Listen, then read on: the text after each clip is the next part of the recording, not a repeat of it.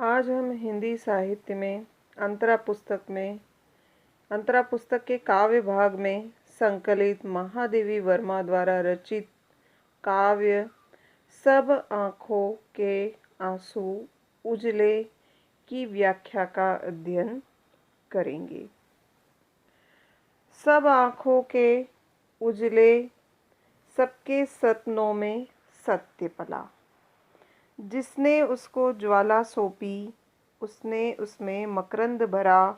आलोक लुटाता वह घुल घुल, देता झर यह सौरभ बिखरा। दोनों संगी पथ एक, किंतु कब दीप खिला कब फूल जला।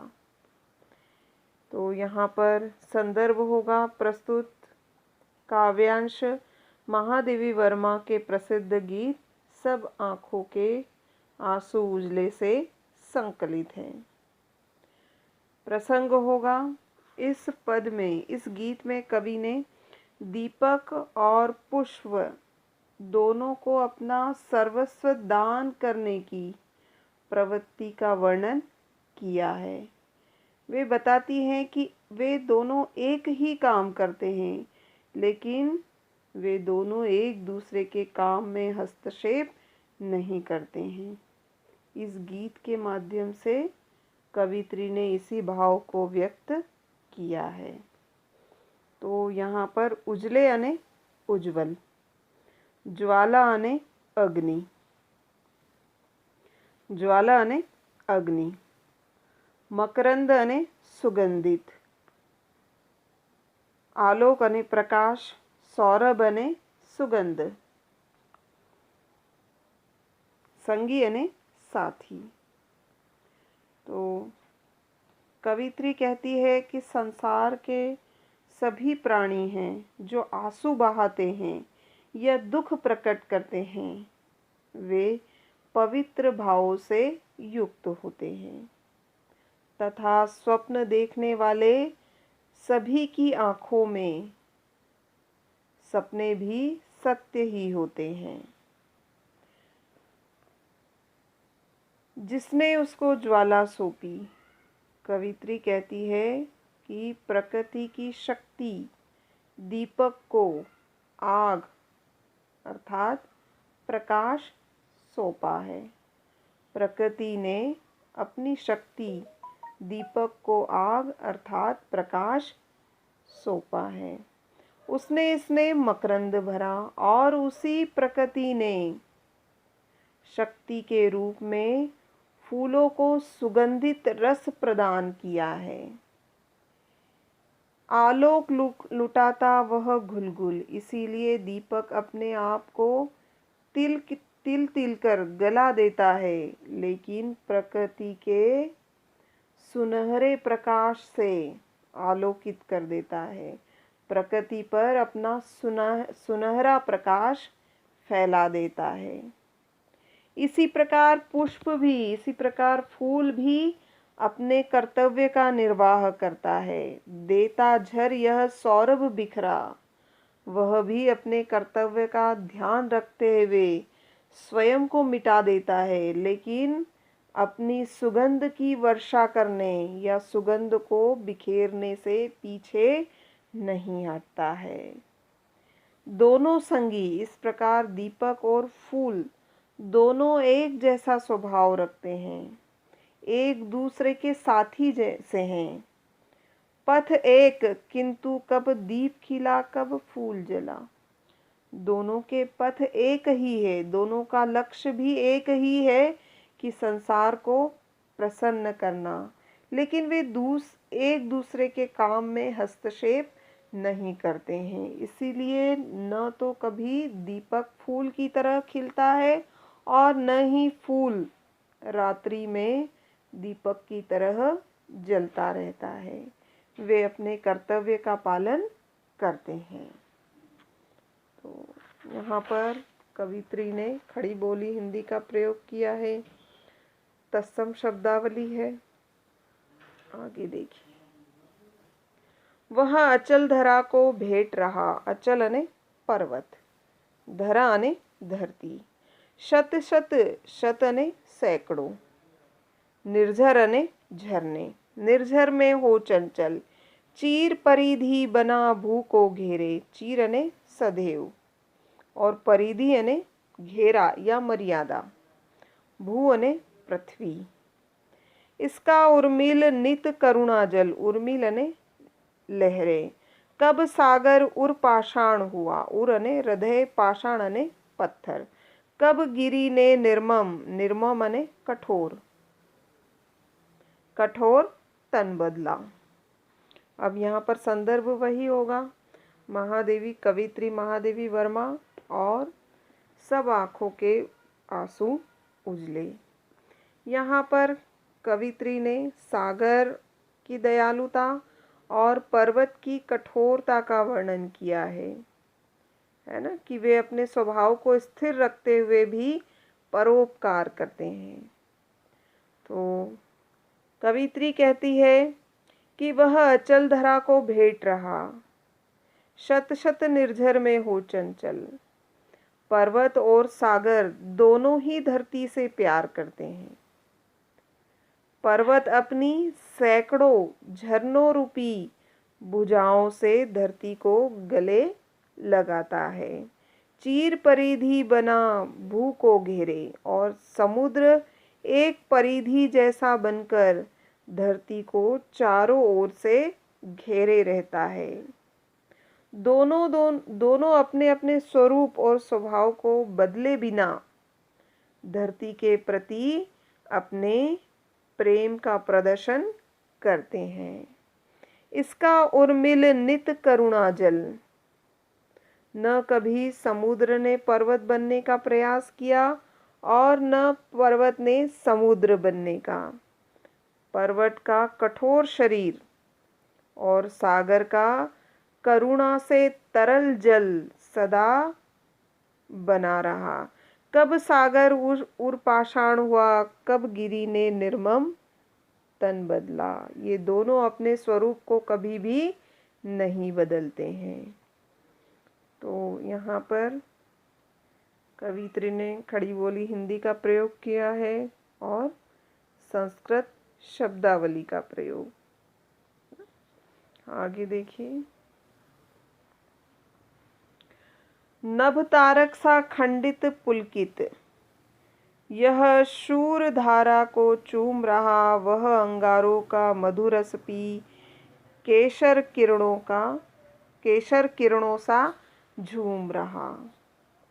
यहाँ पर संदर्भ वही होगा, महादेवी वर्मा सब आँखों के उजले आंसू। प्रसंग होगा यहाँ पर कवित्री अपने सबके प्राकृतिक स्वभाव का वर्णन करते हुए कह रही है कि कैसी भी परिस्थिति हो पर कोई भी अपना स्वभाव नहीं बदलता है। न बने आकाश, तारक अने तारे या नक्षत्र, खंडित अने टूटना, पुलकित अने प्रसन्न होना। शूरधारा अने खराद या तीखी धारा। वह अंगारों का मधुरस, अंगार अने आग। केशर किरणों अने सुनहरी किरणें। तो यहाँ पर कवित्री कहती है कि बहुमूल्य हीरा एक टूटे हुए तारे के समान कुरूप होता है। नभ तारक सा खंडित पुलकित। कवित्री कहती है कि मूल्यवान हीरा आरंभ में एक टूटे हुए तारे के समान कैसा होता है, कुरूप होता है। वह तभी मूल्यवान बनता है जब वह यह शरधारा को चूम रहा, जब वह खराद की तीखी धारा से काटा जाता है, तराशा जाता है और वह उसकी तीखी धारा को बड़ी प्रसन्नता पूर्वक स्वीकार करता है। तभी वह सुंदर और बहुमूल्य बनता है। वह अंगारों का मधुरस पी केशर किरणों सा झूम रहा। दूसरी ओर सोना भी कैसा होता है, शुरुआत में जब खनिज के रूप में होता है तो कुरूप होता है। लेकिन जब वह आग पर तपाया जाता है तो केसरी रंग के किरणों की छटा बिखेरता है और बहुमूल्य धातु बन जाता है। अनमोल बना रहने पर कब टूटा कंचन हीरक पिघला। इस प्रकार बहुमूल्य और अनमोल बनने के लिए न तो सोना टूटता है और न ही हीरा पिघलता है। अर्थात कोई किसी दूसरे के का अनुकरण करके यानी नकल करके अपने स्वभाव को नहीं बदलते हैं। तो यहाँ पर कवित्री यह भाव व्यक्त करना चाहती है कि अपनी उन्नति के लिए हमें किसी दूसरे के स्वभाव का अनुकरण करना जरूरी नहीं है। आगे देखिए, नीलम मरकत के संपुट दो। नीलम एक नीले रंग का बहुमूल्य पत्थर और मरकत ने हरे रंग का बहुमूल्य पत्थर, जिनमें बनता जीवन मोती, जिनमें ढलते, ढलना ने निर्मित होना, उसकी आभा स्पंदन, आभा ने चमक और स्पंदन ने चंचलता या हलचल, जो नभ में विद्युत मेघ बना, रज में अंकुर हो निकला।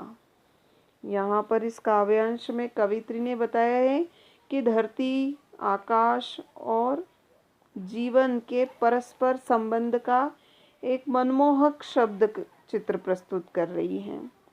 कवित्री कहती है कि आकाश और धरती एक सीप के दो संपुटों के समान हैं। धरती और आकाश एक ही सीप के दो संपुटों के समान हैं। संपुट यानी दल, जिनमें बनता जीवन मोती। जिस प्रकार की संपुट में एक सुंदर मोती का निर्माण होता है, उसी प्रकार धरती और आकाश के बीच में जीवन का निर्माण होता है। जीवन रूपी मोती का जन्म होता है। इस जीवन में सारे रंग रूप साकार होते हैं। इनमें ढलते सब रंग रूप, धरती और आकाश के बीच में जितना भी जीव है, जितने भी जीवन है, सारे रंग और रूप में साकार होते हैं, दिखाई देते हैं। उसकी आभा स्पंदन होती, इस जीवन में परम शक्ति का प्रकाश स्पंदित हुआ करता है। जो नभ में विद्युत मेघ बना, वह शक्ति आकाश में बिजली और बादल के रूप में दिखाई देती है और वही धरती की मिट्टी में बीज के रूप में दिखाई देती है। संस्कृति के प्रतिपग में मेरी, संस्कृति यानी सृष्टि या संसार, प्रतिपग यानी प्रत्येक चरण, सांसों का नव अंकन, नव अंकन यानी नवीन लिखावट, मेरे बनने मिटने में नित, नित ने प्रत्येक, अपने साधों के क्षण गिन लो, साधों ने इच्छाओं, जलते खिलते जग में घुलमिल एकाकी प्राण चला। यहाँ पर संदर्भ महादेवी वर्मा, सब आँखों के आंसू उजले। तो यहाँ पर प्रसंग होगा कि प्रकृति में क्या होता है, हमेशा परिवर्तन होता रहता है और मनुष्य इसी परिवर्तन के आधार पर अनेक सपने देखता है और मानव और प्रकृति के बीच अटूट रिश्ता होता है। तो कवित्री कहती है कि संस्कृति के प्रतिपग में मेरी, प्रकृति हर क्षण अपना रूप बदलकर नया रूप धारण करती रहती है और इस परिवर्तन की नई नई रूपरेखा, सांसों का नव अंकन चुन लो। नई रूपरेखा के साथ मानव की प्रत्येक सांस एक नया रूप धारण करती है। मेरे बनने मिटने में नित अपने साधों के क्षण गिन लो। प्रकृति की।